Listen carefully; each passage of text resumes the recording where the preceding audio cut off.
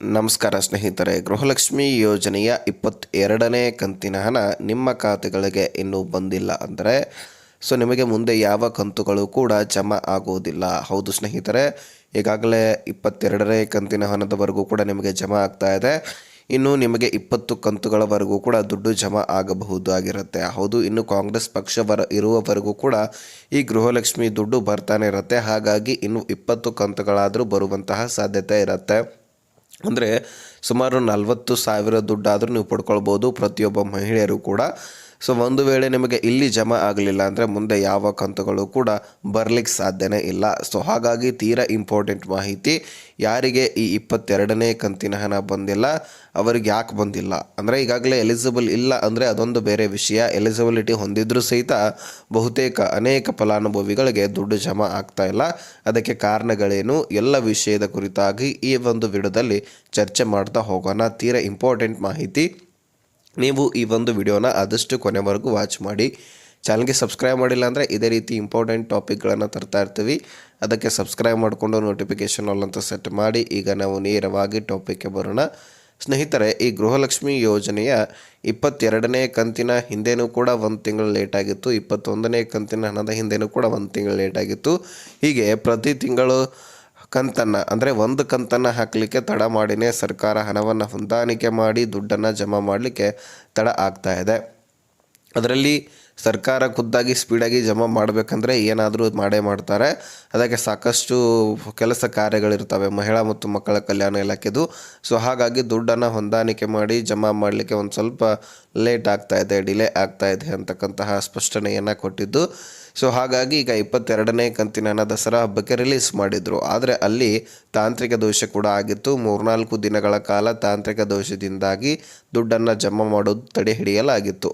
ತದನಂತರ ನಿಮ್ಮ ಖಾತೆಗಳಿಗೆ ಮತ್ತೆ ಈ ದುಡ್ಡನ್ನು ಜಮಾ ಮಾಡಲಿಕ್ಕೆ ಪ್ರಾರಂಭ ಮಾಡಿ ಸುಮಾರು ಒಂದೇ ದಿನದಲ್ಲಿ 25 ಲಕ್ಷಕ್ಕಿಂತ ಹೆಚ್ಚಿನ ಫಲಾನುಭವಿಗಳಿಗೆ ಜಮಾ ಮಾಡಲಾಗಿತ್ತು. ಹಾಗೆ ಅನೇಕ ಫಲಾನುಭವಿಗಳಿಗೆ ಜಮಾ ಮಾಡಿ ಈಗ 1,10,00,000ಕ್ಕಿಂತ ಹೆಚ್ಚಿನ ಮಹಿಳೆಯರ ಖಾತೆಗಳಿಗೆ ಗೃಹಲಕ್ಷ್ಮಿ ಯೋಜನೆಯ 22ನೇ ಕಂತಿನ ಹಣ ಜಮಾ ಆಗಿದೆ. ಇನ್ನು ಕೆಲವೊಂದಿಷ್ಟು ಫಲಾನುಭವಿಗಳು ಮಾತ್ರ ಬಾಕಿ ಉಳಿದಿದ್ದು, ಅಂದರೆ ಈಗಾಗಲೇ ಕೊಡಗು ಜಿಲ್ಲೆದವ್ರಿಗಾಗಿರಲಿ, ಅದೇ ರೀತಿಯಾಗಿ ಕೊಪ್ಪಳದವ್ರಿಗಾಗಿರಲಿ, ಅದೇ ರೀತಿಯಾಗಿ ಮಂಡ್ಯ ಆಗಿರಲಿ, ಉತ್ತರ ಕನ್ನಡ ಆಗಿರಲಿ, ದಕ್ಷಿಣ ಕನ್ನಡ ಆಗಿರಲಿ, ಹೀಗೆ ಅನೇಕ ಜಿಲ್ಲೆಗಳಲ್ಲಿರ್ತಕ್ಕಂತಹ ಅನೇಕ ಫಲಾನುಭವಿಗಳಿಗೆ ಇನ್ನೂ ದುಡ್ಡು ಹೋಗಬೇಕಾಗಿದೆ ಅನ್ನುವಂತಹ ಮಾಹಿತಿ ಒಂದು ಸಿಕ್ಕಿರ್ತಕ್ಕಂಥದ್ದು. ಹಾಗಾಗಿ ಇಲ್ಲಿ ಬಹಳಷ್ಟು ಫಲಾನುಭವಿಗಳಿಗೆ ಇನ್ನು ಹೋಗಬೇಕಾಗಿದೆ. ಅವರಿಗೆ ಹೋದ ಮೇಲೆ 23ನೇ ಕಂತಿನ ಹಣ ರಿಲೀಸ್ ಆಗುತ್ತೆ. ಯಾಕಂದರೆ 22ನೇ ಕಂತಿನ ಹಣ ಬಿಡುಗಡೆ ಆಗಬೇಕಂತ ಕಾಯ್ತಾ ಇರುವವರಿಗೆ ಈಗ ಸ್ಪಷ್ಟನೆ ಕೊಡ್ತಾ ಇದ್ದೀನಿ ಕೇಳಿ.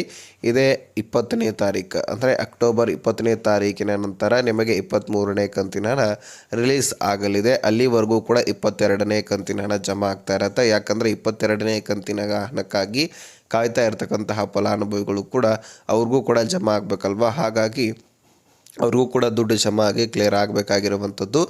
ಎಲ್ಲರ ಖಾತೆಗಳಿಗೆ ಜಮಾ ಆಗಿ ಕ್ಲಿಯರ್ ಆದ ತಕ್ಷಣ 23ನೇ ಕಂತಿನ ಹಣ ಕೂಡ ರಿಲೀಸ್ ಮಾಡ್ತೀವಿ ಅಂತ ಆಶ್ವಾಸನೆಯನ್ನು ಸಚಿವೆ ಲಕ್ಷ್ಮೀ ಹೆಬ್ಬಾಳ್ಕರ್ ಅವರು ಕೊಟ್ಟಿರ್ತಕ್ಕಂಥದ್ದು.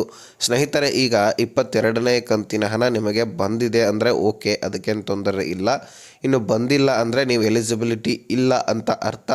ಅದರಲ್ಲಿ ಇನ್ನು ಅನೇಕ ಫಲಾನುಭವಿಗಳು ಎಲಿಜಿಬಿಲಿಟಿ ಹೊಂದಿದ್ದಾರೆ, ಆದರೂ ಸಹಿತ ಅವ್ರಿಗೆ ದುಡ್ಡು ಜಮಾ ಆಗಿಲ್ಲ. ಯಾಕೆ, ಅದಕ್ಕೆ ಕಾರಣಗಳೇನು, ಅದನ್ನು ನಾವು ಹುಡುಕಾಡ್ತಾ ಹೋದರೆ ಒಂದು ವೇಳೆ ನಿಮ್ಮ ಅಕೌಂಟ್ಸ್ಗಳಲ್ಲಿ ದುಡ್ಡು ಜಮಾ ಆಗಿದ್ದು ನಿಮಗೆ ಗೊತ್ತಾಗಿರಲಿಲ್ಲ ಅಂದರೆ ಇದು ಒಂದು ಕಾರಣ ಕೂಡ ಆಗಿರುತ್ತೆ.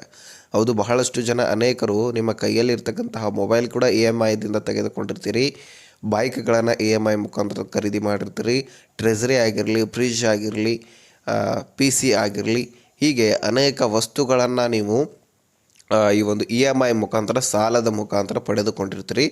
ಪ್ರತಿ ತಿಂಗಳು ಕೂಡ ಇಂತಿಷ್ಟು ಅಂತ ಹೇಳಿಬಿಟ್ಟು ದುಡ್ಡನ್ನು ಕಟ್ತೇವಂತ ಬ್ಯಾಂಕ್ನವರಿಗೆ ಹೇಳಿರ್ತೀರಿ. ಆದ ಕಾರಣಕ್ಕಾಗಿ ಅಂತಹ ಒಂದು ಸಂದರ್ಭದಲ್ಲಿ ಪ್ರತಿ ತಿಂಗಳು ಅಂತ ಇಂತಿಷ್ಟು 1,800 ಅಥವಾ 2,800, 3,800 ಈ ರೀತಿ EMI ಇರುತ್ತೆ. ಅದನ್ನು ನೀವು ಕಟ್ತಾ ಹೋಗಿರ್ತಾ ಇರ್ತೀರಿ. ಅಂತಹ ಸಂದರ್ಭದಲ್ಲಿ ನಿಮ್ಮ ಅಕೌಂಟ್ಗೆ ಗೃಹಲಕ್ಷ್ಮಿ ದುಡ್ಡು ಬಂತಂದರೆ ಅದನ್ನು ಅವರು ಕಟ್ ಮಾಡ್ಕೊಂಡು ಬಿಡ್ತಾರೆ. ಅಥವಾ ನಿಮ್ಮದೇನಾದರೂ ಡ್ಯೂ ಬಿದ್ದಿತ್ತಂದರೆ, ಅಂದರೆ ನಿಮ್ಮ EMI ಸರಿಯಾದ ಟೈಮ್ಗೆ ನೀವು ತುಂಬಿರಲಿಲ್ಲ ಅಂದರೆ ನಿಮ್ಮ ಅಕೌಂಟ್ನಲ್ಲಿ ಯಾರದೇ ದುಡ್ಡು ಬಂದಿದ್ರೂ ಸಹಿತ ಅದನ್ನು ಬಡ್ಡಿಯನ್ನಾಗಿ ಕಟ್ ಮಾಡ್ಕೊಳ್ತಾರೆ. ಅದೇ ರೀತಿಯಾಗಿ ಗೃಹಲಕ್ಷ್ಮಿ ದುಡ್ಡನ್ನು ಕೂಡ ಹಾಗೆ ಕಟ್ ಮಾಡ್ಕೊಂಡು ಬಿಟ್ಟಿರ್ತಾರೆ. ನಿಮಗೆ ಗೊತ್ತಾಗಿರೋದಿಲ್ಲ.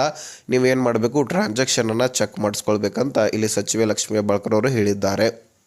ಇದಿಷ್ಟು ಆದರೆ ಇನ್ನು ಅನೇಕ ಫಲಾನುಭವಿಗಳಿಗೆ ಒಂದು ವಿಷಯ ಅಂತೂ ನಾನು ರೆಗ್ಯುಲರ್ ಆಗಿ ತಿಳಿಸಿದ್ದೀನಿ. ಒಂದೇ ಮನೆಯಲ್ಲಿ 2ರಿಂದ 3 ರೇಷನ್ಸ್ ಕಾರ್ಡ್ಗಳನ್ನು ಹೊಂದಿದ್ದೆ ಆದರೆ ನಿಮಗೂ ಕೂಡ ನಿಮ್ಮ ರೇಷನ್ ಕಾರ್ಡ್ಗಳು ಕೂಡ ರದ್ದು ಆಗತ್ತೆ ಅನ್ನುವಂತಹ ಸ್ಪಷ್ಟನೆಯನ್ನು ಕೊಟ್ಟಿದ್ದೆ.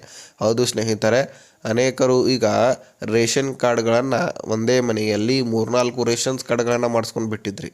ಸೊ ಹಾಗಾಗಿ ಅದನ್ನು UHID ನಂಬರ್ ಸ್ಟಿಕ್ಕರನ್ನು ಅಂಟಿಸಿದ್ರಲ್ವ ನಿಮ್ಮ ಮನೆಗೆ, ನಿಮ್ಮ ಮನೆಯಲ್ಲಿರ್ತಕ್ಕಂತಹ ಎಲ್ಲ ವಿಷಯವನ್ನು ತಿಳ್ಕೊಳ್ತಾರೆ. ಅಂದರೆ ನಿಮ್ಮ ಮನೆಯಲ್ಲಿ ಶಿಕ್ಷಣ ಎಷ್ಟಾಗಿದೆ, ಅಂದರೆ ನಿಮ್ಮ ಕುಟುಂಬಸ್ಥರದ್ದು ಶಿಕ್ಷಣ ಎಷ್ಟಾಗಿದೆ, ಸರ್ಕಾರಿ ನೌಕರಸ್ಥರು ಎಷ್ಟಿದ್ದಾರೆ, ಇನ್ನು ಬಿಸ್ನೆಸ್ಗಳನ್ನು ಎಷ್ಟು ಜನ ಮಾಡ್ತಿರ್ತಾರೆ, ಅಂದರೆ ಕೂಲಿ ಮತ್ತು ಕೃಷಿ ಕಾರ್ಮಿಕರು ಎಷ್ಟಿದ್ದಾರೆ, ಹೊಲ ಗದ್ದೆಗಳು ಎಷ್ಟಿದೆ, ನಿಮ್ಮ ಹತ್ರ 4 ವೀಲರ್ ವಾಹನಗಳು JCB ಆಗಿರಲಿ, ಟ್ರ್ಯಾಕ್ಟರ್ಗಳಾಗಿರಲಿ, ಕಾರ್ಗಳಾಗಿರಲಿ, ಬೈಕ್ಗಳಾಗಿರಲಿ ಇವೆಲ್ಲವೂ ಕೂಡ ಎಷ್ಟಿದೆ, ಹೀಗೆ ಅನೇಕ ಡೀಟೇಲ್ಸನ್ನು ತೆಗೆದುಕೊಂಡು ನಿಮ್ಮ ಮನೆ ಎಷ್ಟು ಚದರ ಮೀಟರ್ ಎಷ್ಟಿದೆ, ಎಷ್ಟು ಮನೆ ದೊಡ್ಡದಿದೆ, ನಿಮ್ಮ ಮನೆ ಏನಾದರೂ ಬಾಡಿಗೆಗಳನ್ನಾಗಿ ಕೊಟ್ಟಿದ್ದೀರಾ, ಇಷ್ಟು ನಿಮ್ಮದು ಆಸ್ತಿ ಪಾಸ್ತಿ ಎಷ್ಟಿದೆ, ಮೀಟ್ರ್ಗಳು ಎಷ್ಟಿದ್ದಾವೆ, ಈ ಎಲ್ಲ ಡೀಟೇಲ್ಸನ್ನು ಕಲೆಕ್ಟ್ ಮಾಡ್ಕೊಳ್ಳಿಕ್ಕೆ ಅವರು ಸುಮಾರು 60 ಪ್ರಶ್ನೆಗಳನ್ನಾದರೂ ಕೇಳಲಿಕ್ಕೆ ಬಂದಿರ್ತಾರೆ.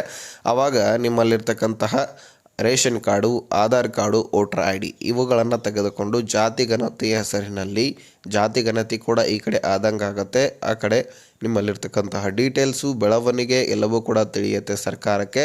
ಆವಾಗ ನೀವು ಎಲಿಜಿಬಿಲಿಟಿ ಹೊಂದಿದ್ದೀರಾ ಇಲ್ವಾ, ನಿಮ್ಮಲ್ಲಿ ಎಷ್ಟು ರೇಷನ್ಸ್ ಕಾರ್ಡ್ಗಳಿದ್ದಾವೆ ಎಲ್ಲ ಡೀಟೇಲ್ಸನ್ನು ತೆಗೆದುಕೊಂಡು ರದ್ದು ಮಾಡಲಾಗ್ತದೆ.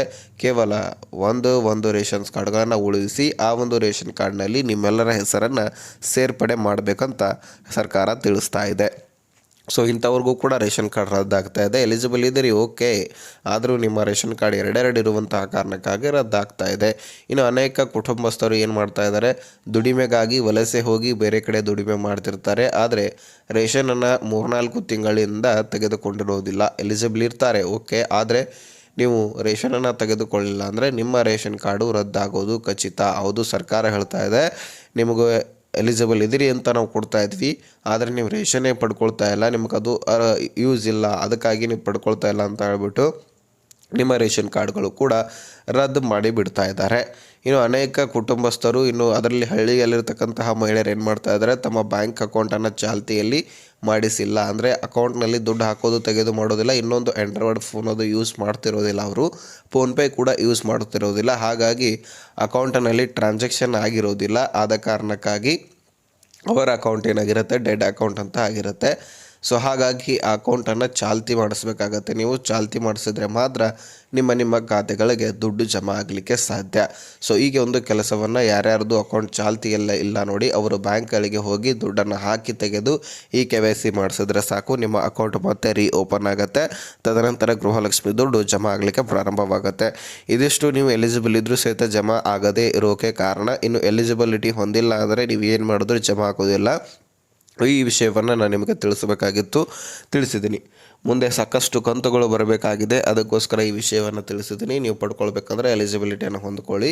ಸೊ ಈ ವಿಷಯ ಅರ್ಥ ಆಗಿದರೆ ನೆಕ್ಸ್ಟ್ ಮಾಹಿತಿ ಒಂದು ಸಿಗೋಣ. ಅಲಿಸ್ತೀನಿ. ಕಬಾಯ್ ಬಿಡ್ಕರ್ ಫ್ರೆಂಡ್ಸ್.